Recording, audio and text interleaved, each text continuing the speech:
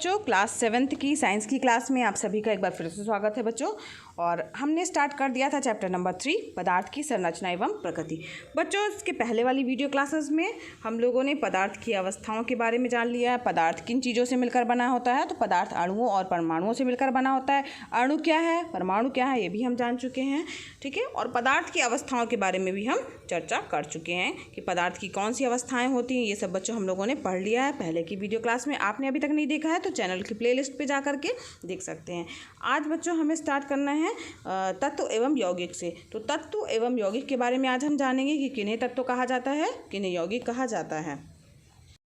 तो बच्चों तत्व क्या है, तो पदार्थ का वह मूल रूप से जिसे किसी भी क्रिया के द्वारा अन्य सरल पदार्थों में विभाजित नहीं किया जा सकता है, तत्व कहलाता है। तो पदार्थ का वह मूल रूप यानी पदार्थ की वह अवस्था या वह रूप जिसे किसी भी क्रिया के द्वारा अन्य सरलतम पदार्थों में विभाजित नहीं किया जा सकता है, तत्व कहलाता है।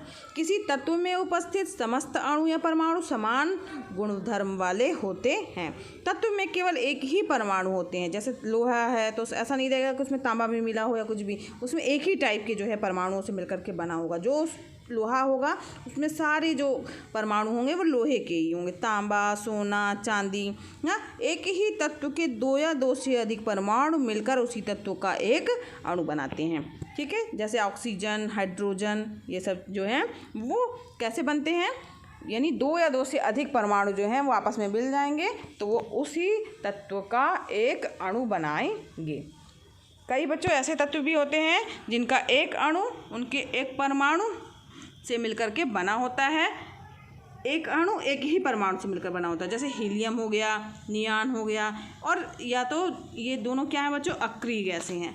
तो अक्रिय गैसें जो हैं वो क्या है, एक ही अणु से मिलकर के, एक ही परमाणु से मिलकर के बनी हुई हैं, जिसमें मतलब एक अणु है, एक ही परमाणु है, ठीक है। तो वो क्या कहलाएगा, तत्व कहलाएगा। जैसे ये देखिए, आप तत्व देखने यहाँ चित्र में समझिए, चित्र में तत्व ए बना हुआ, तत्व बी। जैसे तत्व ए ये समझ लीजिए जो है ये अगर हम बात करें बच्चों, ये तांबा मान लीजिए, तो इसमें सारे जितने छोटे छोटे से कण दिख रहे हैं वो सब एक ही जैसे रहेंगे, एक ही प्रकार के रहेंगे, ठीक है। तो और इसी तरीके से तत्व भी, अब जैसे मान लीजिए सोने की बात कर रहे हैं तो इसमें सोने के ही सारे एक जैसे रहेंगे। ऐसा नहीं कि एक इसका मिल जाए एक इसका मिल जाए। अगर हम एक इसका और एक इसका मिला देंगे, यानी ए वाले का और बी वाले को आपस में मिला देंगे तो बन जाएगा यौगिक, ठीक है। ये देखिए, इसमें एक इसका कण है, उसी में जुड़ा हुआ दूसरा है, एक ए वाले का लिया, एक बी वाले का लिया है, तो इस तरीके से जो बनेगा वो क्या कहलाएगा, यौगिक कहलाएगा, ठीक है। तो यौगिक क्या हुआ बच्चों, दो या दो से अधिक तत्व निश्चित अनुपात में मिलकर के यौगिकों का निर्माण करते हैं। यानी दो या दो से अधिक तत्व होंगे और उनका अनुपात भी क्या होगा, निश्चित होगा। तत्वों की संख्या दो या दो से अधिक होंगे, या तो दो हो या उससे अधिक, वो मिल जाएंगे आपस में तो यौगिक बना लेंगे। और अनुपात भी उनका निश्चित होना चाहिए। तो ये निश्चित अनुपात में मिलकर के यौगिक का निर्माण करते हैं। जैसे कि हाइड्रोजन तत्व के दो परमाणु, हाँ, ऑक्सीजन तत्व के एक परमाणु से मिलकर के जल, जिसको क्या कहा जाए, जल क्या है, एक तरह से तत्व है कि यौगिक है बच्चों। तो जल क्या है, यौगिक है। तो यानी दो हाइड्रोजन और एक ऑक्सीजन से मिलकर के बनता है पानी, ठीक है। इसका फार्मूला क्या होता है, H2O। इसको इस तरीके से ले, पानी का सूत्र क्या है, जल का सूत्र क्या है या पानी का सूत्र क्या है, H2O। अब देख के ही समझ में आ रहा होगा हाइड्रोजन के कितने परमाणु हैं, 2 है ना, और ऑक्सीजन के कितने परमाणु हैं, 1। तो हाइड्रोजन के 2 परमाणु और ऑक्सीजन का 1 परमाणु मिलकर के क्या बनाता है, एक अणु बना रहा है जिसका नाम है H2O, या जिसे पानी कहा जाता है या जल कहा जाता है, जो कि क्या है, यौगिक है, ठीक है। ये और यौगिक के जो गुण रहेंगे उसके अवयवी तत्वों के गुणों से भिन्न होते हैं। अब यहाँ पर हमने H2 की बात कर रहे हैं, यानी हाइड्रोजन की बात कर रहे हैं। तो हाइड्रोजन क्या है बच्चों, हाइड्रोजन तो गैस है। O2 यानी ऑक्सीजन की बात कर रहे हैं तो ऑक्सीजन क्या है बच्चों, वो भी एक गैस है। लेकिन जो उनके मिलने से बना हुआ है यौगिक H2O यानी पानी, उसके गुण जो हैं वो हाइड्रोजन और ऑक्सीजन से भिन्न हैं। पानी अलग होता है और हाइड्रोजन और ऑक्सीजन दो क्या हैं, वो गैस हैं। ये क्या हो जाएगा, लिक्विड फॉर्म हो जाएगा। तो इस तरीके से आपको समझ में आ गया होगा कि तत्व क्या है और यौगिक क्या है।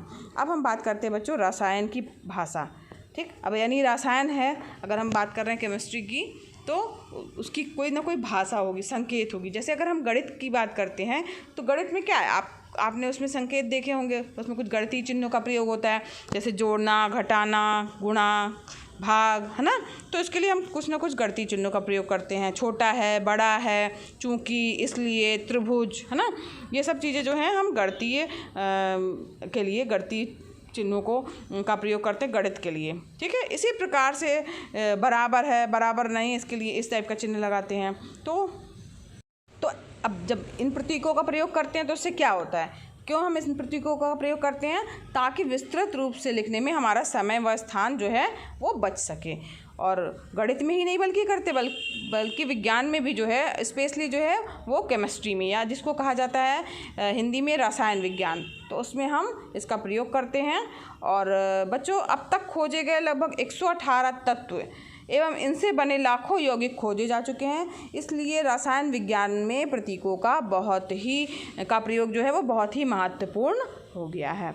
अब यहाँ पर हम चर्चा कर लेते हैं तत्वों के प्रतीकों की। तो बच्चों, यूनान के लोगों ने कुछ तत्वों के लिए प्रतीक का प्रयोग सर्वप्रथम किया। सबसे पहले कहाँ प्रयोग किया गया, यूनान के लोगों ने किया। 1808 ईस्वी में अंग्रेज रसायनज्ञ जॉन डाल्टन, ठीक है, उनका क्या नाम था, जॉन डाल्टन, ने सभी तत्वों के संकेत जो हैं वो वृत्ताकार रखने का सुझाव दिया। उन्होंने बोला कि सभी को किस तरह से बनाया जाए, गोल गोल रूप से दिखाया जाए। उन्होंने विभिन्न तत्वों के संकेत वृत्त के अंदर अलग अलग निशान लगाकर बनाए, ठीक है। जैसे चांदी के लिए अलग बना दिया, शीशा के लिए अलग बना दिया, सोने के लिए अलग बना दिया, चांदी के लिए देखो ये सिल्वर से लिखते हैं, एस बना दिया, गोला बना के एस बना दिया है, और लेड हो गया ये एल बना दिया, सोना गोल्ड जी बना दिया। इस तरीके से जो है वो अलग अलग बना दिया। कार्बन के लिए डार्क काला कर दिया, ऑक्सीजन के लिए नीला कर दिया, ठीक है। कार्बन और ऑक्सीजन के अणु मिल गए तो कार्बन डाइऑक्साइड बन गया।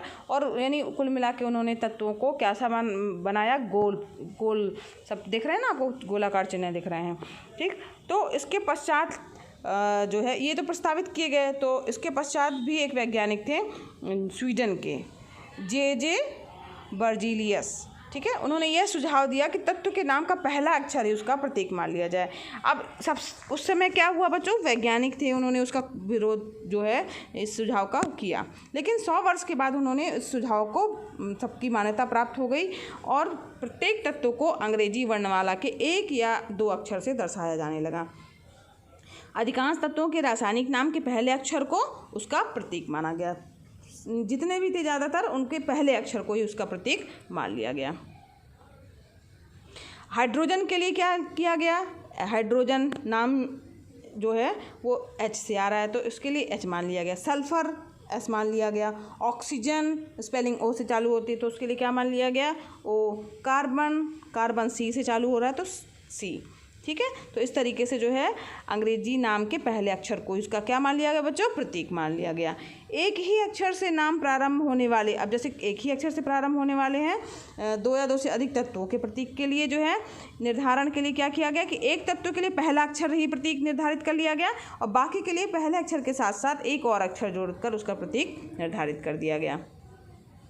अब उसके लिए बच्चों क्या किया गया कि पहला अक्षर तो स्टार्टिंग वाला जो है लेटर वो उन्होंने कैपिटल रखा और जो बाद वाला लेटर था उसको क्या कर दिया, स्मॉल लेटर में कर दिया। तो अगर एक जैसा अगर मान लीजिए प्रतीक आ रहा है तो एक पहला लेटर बड़ा होगा, कैपिटल लेटर होगा और दूसरा वाला क्या होगा, वो छोटा होगा। तो यहाँ पर देखिए कुछ तत्वों के प्रतीक हैं जिसमें एक जैसे हैं और उनको अलग अलग 2 अक्षरों में भी लिखा गया है। तो यहाँ पर देखिए संकेत हैं, उनको आप याद कर लीजिएगा, ज़रूरी है और बहुत जल्दी याद हो जाएंगे क्योंकि पहला लेटर ही उसका प्रतीक है। तो ये देखिए तालिका बनी हुई है बच्चों, जैसे हाइड्रोजन है, ठीक है, तो हाइड्रोजन की स्पेलिंग S से चालू हो रही तो प्रतीक H हो गया। कार्बन है तो उसके लिए C, फ्लोरीन है F से स्पेलिंग चालू है तो F, नाइट्रोजन है N से चालू है तो N, फास्फोरस है तो उसकी स्पेलिंग P से चालू होती है बच्चों तो P दिया गया उसका प्रारंभिक अक्षर। सल्फर है तो S दिया गया, एल्युमिनियम है Al दे दिया गया, ठीक है, आर्गन है तो Ar दे दिया गया। अब इसी तरीके से जो है ब्रोमीन है तो Br दे दिया गया, कैल्शियम है तो Ca दे दिया गया। स्टार्टिंग के 2 लेटर देखिए 2, ठीक है, 2 लेटर लिए गए हैं। क्लोरीन है तो Cl दे दिया गया यहाँ पर, कोबाल्ट है तो CO दिया गया, हीलियम है तो He दिया गया। अब H नहीं दे सकते क्योंकि हाइड्रोजन तो हमने दे दिया है, तो इसलिए हमें दूसरा लेटर लेना पड़ेगा He, और E क्या रहेगा बच्चों, स्मॉल में रहेगा। मैग्नीशियम है तो Mg हो गया, नियॉन है तो Ne, सिलिकॉन है तो Si। तो इस तरीके से ये एक तालिका है जिसमें तत्वों के परमाणु प्रतीक या संकेत दिए हुए हैं। ये आप बच्चों अच्छे से समझ लीजिएगा, अच्छे से याद भी कर लीजिएगा। ये हमेशा आगे तक के लिए जो है आपको याद करना पड़ेगा, और याद हो भी गया होगा क्योंकि जो उसका स्टार्टिंग लेटर है वही है, आगे हमेशा ये काम देगा बच्चों। कुछ नाम ऐसे भी हैं, कुछ तत्वों के प्रतीक ऐसे भी हैं जो कि उनके लैटिन नामों से दिए गए हैं। लैटिन एक भाषा होती है तो उसके अनुसार जो है उनको लिया गया, उसके नाम के अनुसार उसका प्रथम लेटर या पहला और दूसरा अक्षर लिया गया है। जैसे सोडियम है, अब इसको जो है यस से ना दे करके इसका नाम क्या दिया गया है, इसका प्रतीक है Na, जो कि किससे दिया गया है, नेट्रियम से। तो नेट्रियम में Na स्पेलिंग होती है, इसलिए यहाँ पर सोडियम का प्रतीक क्या हो जाएगा, Na हो जाएगा। कॉपर है तो इसमें जो है CO ना दे करके क्या दिया गया है, उसका लैटिन भाषा में नाम क्या है, क्यूप्रम, तो क्यूप्रम का Cu लिया गया है। आयरन है तो फेरम से कहा जाता है, तो इसको जो है प्रतीक दिया गया Fe। ठीक, तो कुछ ऐसे तत्व भी हैं जिनका प्रतीक जो है उनके लैटिन नामों से किया गया, जो कि आपको याद करना होगा बच्चों। याद कर लीजिएगा, पोटेशियम को किससे दिखाया जाता है, K से दिखाया जाता है। सिल्वर को जो है Ag से दिखाया जाता है। गोल्ड जो है वो Au से दिखाया जाता है, और पारा मरकरी को जो है वो Hg से दिखाया जाता है, जो कि इनके लैटिन भाषा के नामों पर आधारित है, या लैटिन भाषा के जो पहले अक्षर हैं उन पर आधारित हैं। तो इन्हें आपको याद करना है, याद कर लीजिएगा बच्चों। प्रतीक का क्या महत्व है, तो किसी भी तत्व का संकेत बच्चों वो निम्नलिखित सूचनाओं को व्यक्त करता है, यानी किसी भी तत्व का संकेत है वो तत्व के नाम को व्यक्त करता है और तत्व का एक परमाणु। इस प्रकार जैसे अगर हम हाइड्रोजन का प्रतीक H की बात करते हैं तो H जो है वो हाइड्रोजन तत्व को तथा हाइड्रोजन के एक परमाणु को व्यक्त कर रहा है। ठीक है, तो हाइड्रोजन तत्व को व्यक्त कर रहा है और हाइड्रोजन के एक परमाणु को व्यक्त कर रहा है, तो यही प्रतीक का महत्व है। तो बच्चों आज के लिए बस इतना ही, और कल हम पढ़ेंगे, आगे की वीडियो क्लास में हम पढ़ेंगे रासायनिक सूत्र के बारे में, तत्व का अणुसूत्र क्या होगा ना, यौगिक का अणुसूत्र कैसे होता है, तो इसकी चर्चा हम नेक्स्ट वीडियो क्लास में करेंगे। आज के लिए बस इतना ही। आप इस तालिका, जो आपकी तालिका बनी हुई है 3.1 और 3.2, इसको अच्छे से याद कर लीजिएगा, यही आपका होमवर्क है। ठीक है, तो ज़रूरी है बच्चों ये याद करना, इसके बाद हम आगे का पाठ पढ़ेंगे। तो बच्चों आज के लिए बस इतना ही। अगर आपको पढ़ाना पसंद आ रहा हो तो वीडियो को लाइक कीजिएगा, चैनल पर नए हैं तो चैनल को सब्सक्राइब कीजिए बच्चों। और ये वीडियो क्लासेस एकदम फ्री हैं, निःशुल्क हैं, तो आप भी इसका लाभ लीजिए, दूसरे बच्चों को भी शेयर कीजिए ताकि वो भी इसका लाभ ले सकें। धन्यवाद बच्चों, मिलते हैं नेक्स्ट वीडियो क्लास में।